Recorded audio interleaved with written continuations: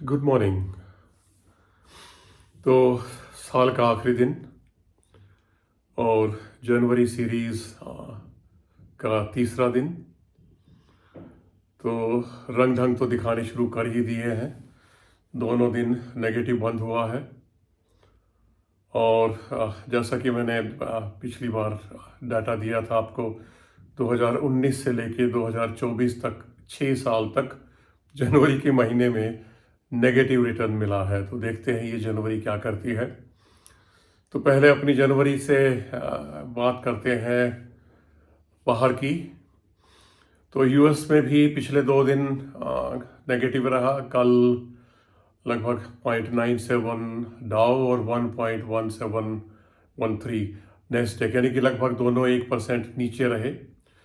तो 2 दिन लगातार हो गए हैं लाल में। तो इसका मतलब आज फिर हमारा भी मामला गड़बड़ करेंगे लोग। तो आज भी लाली देखने को मिलेगी। और ये लाल रंग घबराने के लिए नहीं होता है, मौके तलाशने के लिए होता है। चलिए हम बाद में बात करेंगे जब अपनी मार्केट पे आएंगे। तो हमारा भी आज नेगेटिव रहने वाला है। तो हम बात करते हैं, पहले एफआईज की बात कर लेते हैं। एफआईज का नेट रिटर्न ऑलमोस्ट फ्लैट रहा है पूरे साल का। पूरे साल का नेट लगभग फ्लैट रहा है। अब लोग तो ये कहेंगे, और मैं भी रोज कह ही रहा हूँ कि बेच रहे हैं बेच रहे हैं बेच रहे हैं, लेकिन मैंने बीच में भी आपको बोला था कि अपने टोटल इन्वेस्टमेंट का बहुत कम हिस्सा है जो वो बेच रहे हैं। और अब आज की डेट में मैं कह सकता हूँ कि उन्होंने लगभग 10% ऑफ टोटल होल्डिंग बेची है पूरे साल में। 10%, यानी कि 90%, अप्रोक्सीमेटली 90% वो अभी भी रखे हुए हैं। तो जिस तरीके से हम लोग करते हैं अपनी बैलेंसिंग रीबैलेंसिंग, तो मुझे लगता है ये और कुछ नहीं है, ये सिर्फ रीबैलेंसिंग हुआ है।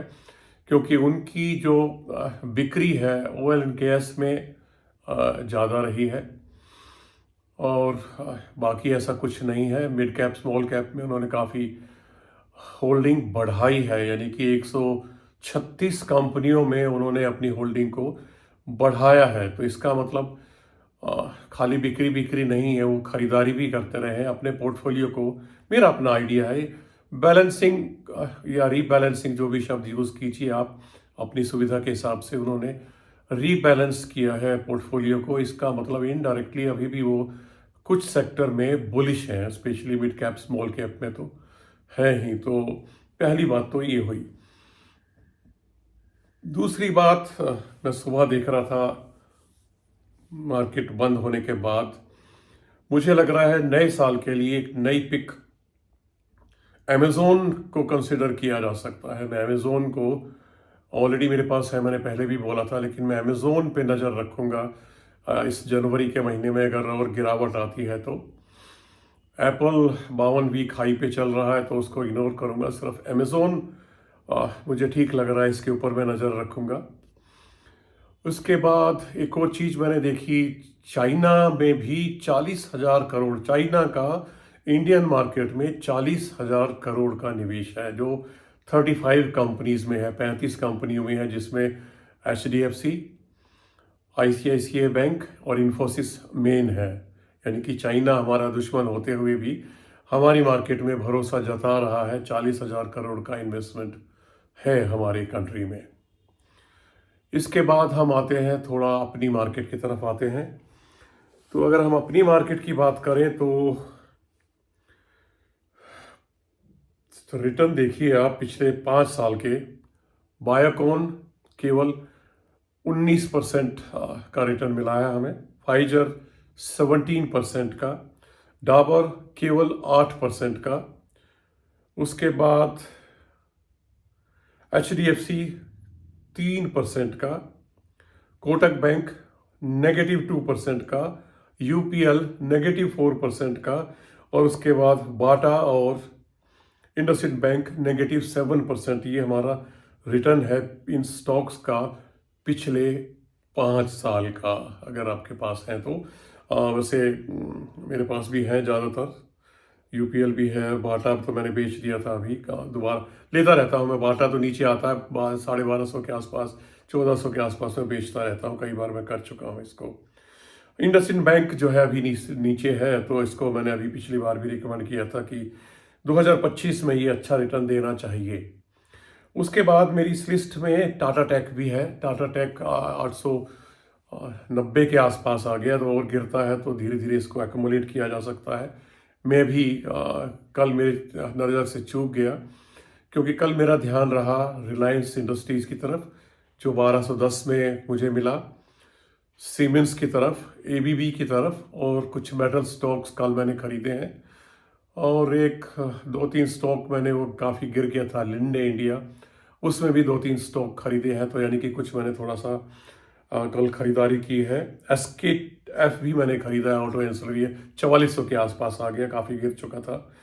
तो ये मेरी कल की खरीदारी है। JSW एनर्जी में बोलता ही रहता हूँ, कल कुछ बढ़ गया तो मैंने इग्नोर किया उसको। JSW स्टील नीचे आया है, अगर और आएगा तो फिर देखा जाएगा। इसके बाद अडानी ग्रुप में चहल पहल थी कल, कुछ अच्छी खबरें थी, तो अडानी एंटरप्राइजेस काफ़ी बढ़ा। और सबसे अच्छी खबर जो बड़ा इंतजार था जिसका, कि अडानी विल्मर में 13% स्टेक वो बेच रहे हैं। टोटल 13 नहीं है, ज़्यादा है, फिलहाल 13 बेच रहे हैं, शायद 33% की या 37% के करीब है। तो 13% फिलहाल बेच रहे हैं, क्योंकि पैसे की ज़रूरत है। अडानी ग्रुप पूरा स्ट्रगल कर रहा है, क्योंकि जब भी वो कैपेक्स की कोई प्लान आती है, कोई ना कोई खबर आ जाती है और फिर वो सारे के सारे धड़ाम से आ जाते हैं। तो ये एक अच्छी खबर है कि अडानी विल्मर से वो बाहर निकल रहा है, लेकिन बढ़ गए हैं, वैल्यूएशन बहुत ज़्यादा है। अगर आपने नीचे वाले पे, जब मैंने बोला था Adani port, Adani power, Adani enterprises, तब अपने खरीदे हैं तो आप रख सकते हैं, कोई खतरा मुझे नहीं लगता। मैं भी रखूँगा, मुझे भी कोई खतरा नहीं लगता है। इसके बाद एक तो अमेज़ोन, तो मैंने बोला 2025 के लिए US मार्केट से। जियो मैं बोलूँगा, मेरी नज़र रहेगी इसको बढ़ाने पे, हालांकि मेरे पास काफ़ी हो गया है वैसे, तो शायद 1500 के करीब ऑलरेडी हो गया है। तो इस पे नज़र बना के रखे हुए मुझे लगता है 2025 में जियो फाइनेंस बेहतरीन रिटर्न दे सकता है। इसके बाद कुछ ऐसी 5-6 पिक्स मैं लेके आया हूँ जहाँ पर FIs ने, फिर वापस ही उस मार्केट में आ गया हूँ, FIs ने स्टेक बढ़ाया है। जी हाँ, बढ़ाया है। जिनमें से कुछ का तो हम जिक्र करते रहते हैं, जैसे क्राफ्टमैन ऑटोमेशन का मैंने जिक्र किया था, और मैंने ये भी बताया था कि मेरे पास है ये।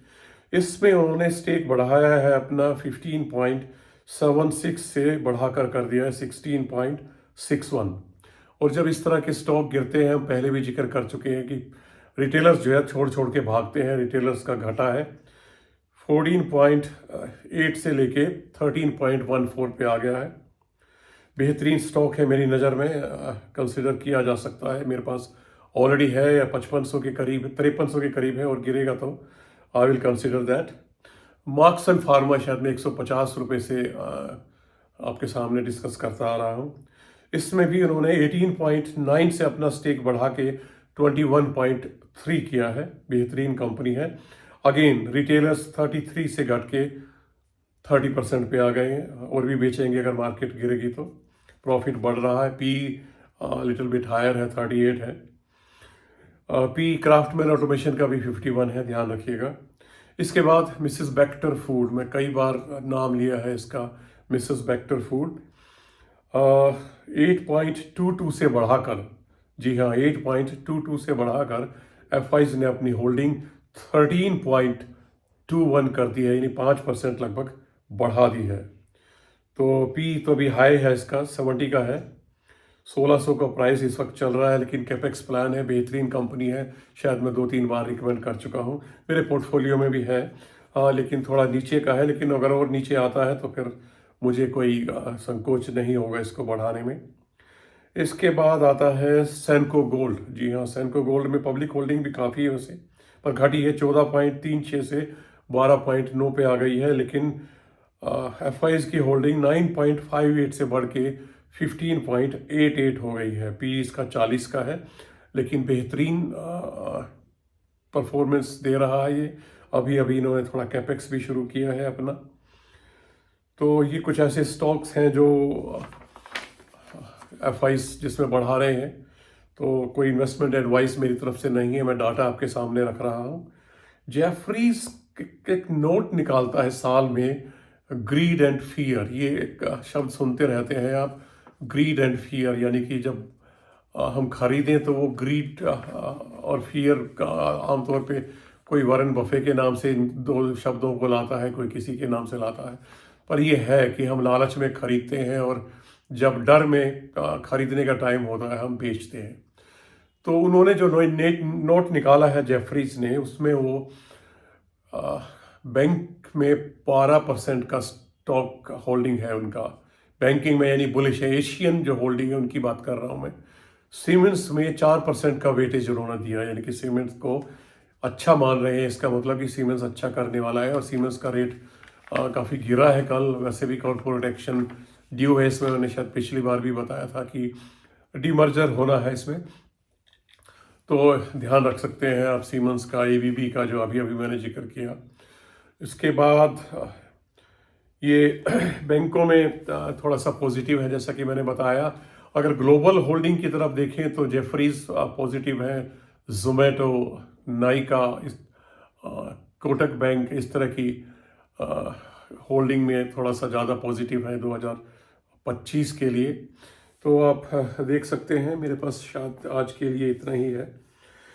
बाकी आज का आखिरी दिन है, देखिए आप भी अपना प्लान कीजिए किस तरीके से रीबैलेंसिंग करनी है, आपने कुछ उठापटक करनी है। हालांकि मुझे नहीं लगता कि आज बेचने का कोई मौका मिलेगा। अगर खरीदने के लिए आपके पास पैसे हैं तो आप कंसीडर कर सकते हैं। अच्छे अच्छे स्टॉक्स हैं, काफ़ी गिरे हैं, मेटल्स काफ़ी गिरे हुए हैं, बैंक्स भी गिर रहे हैं। Specially state bank of India, SBI 790 से शायद नीचे आ गया है कल, तो SBI पे भी नज़र बना सकते हैं आप। उसके बाद मैंने अभी बोला SKF केमिकल्स, यस केमिकल्स में SRF, PI इंडस्ट्रीज, और फाइन को देख रहा था मैं, फाइन ऑर्गेनिक्स 4300 के करीब आ गया। कहाँ 6000 का स्टॉक 4300 के करीब आ गया है। तो कुछ PI इंडस्ट्री मैंने बोल ही दिया, खैर सॉरी।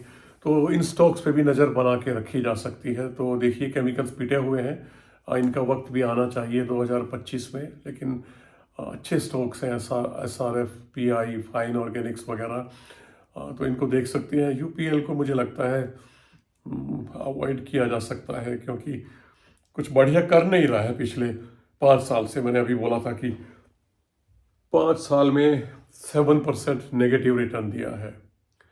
आरती इंडस्ट्री कल गिरा था, लेकिन आप दूर रहिए इससे। मैं इसमें सिर्फ स्विंग ट्रेड की मैंने पिछली बार भी बात की थी। स्विंग ट्रेड अगर आप चाहें तो काफ़ी अच्छे मौके देता है ये भी। ABFRL और AB कैपिटल और इंडिया बुल हाउसिंग की तरफ से काफ़ी अच्छे मौके मिलते हैं। बाटा भी बहुत अच्छे मौके दे रहा है, जैसे मैंने अभी शुरुआत में बोला। तो आज के लिए बस इतना ही। आई होप कल I will be in better position. थोड़ा अभी तबीयत नाशाद है, तो मुझे लगा कि आज वीडियो बनाना चाहिए, आपसे रूबरू हुए, ज़्यादा गैप नहीं होना चाहिए। चलिए आज के लिए इतना ही, और फिर आई होप आप निवेशित रहेंगे, घबराएंगे नहीं, और आप मौके तलाशेंगे कहाँ कहाँ आपको मौके मिल सकते हैं। रिलायंस बेहतरीन प्राइस पे आया हुआ है, बेहतरीन प्राइस रिलायंस का 1210। अगर और गिर जाए तो भी, और ना भी गिरे तो भी। मेटल्स में भी आप देख सकते हैं, हिंदुस्तान जिंक, वेदांता, हिंडाल्को काफ़ी गिरे हैं, अच्छे अच्छे प्राइस पे हैं। चलिए देखिए, फिर आप समझदार हैं आप लोग। चलिए, नमस्कार।